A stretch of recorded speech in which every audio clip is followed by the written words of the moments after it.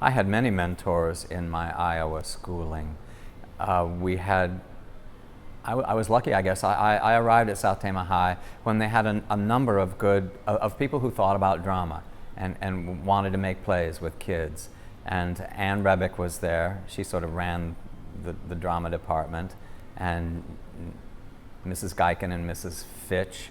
We did lots of plays. But the thing in Iowa, and other Iowa kids will relate to this, is that I didn't so much start in the drama club as I started with speech and debate, because speech is huge in Iowa, and I did those contests for years, and I did very well, and I think that's where I got my first satisfying taste of being a character actor. I was fortunate too, and this is rare.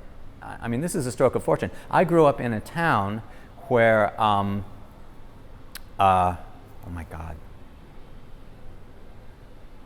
Edna Means, who was a Chautauqua monologuist, a famous one, had retired and had started a monologue service out of her parlor. She had file cabinets with speeches that she'd collected for 40 years, I suppose.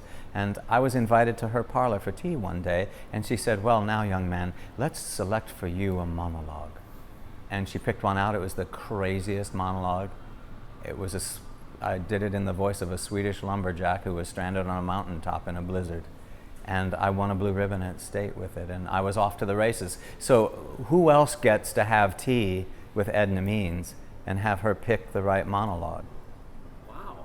It was a great thing. And I feel it's one of the beautiful things about the theater for me is your connection back through the generations to performers that went before you. And I think, what a stroke of fortune for me to have met this woman who was delighting audiences at the turn of the last century, you know, going on trains from town to town across the plains.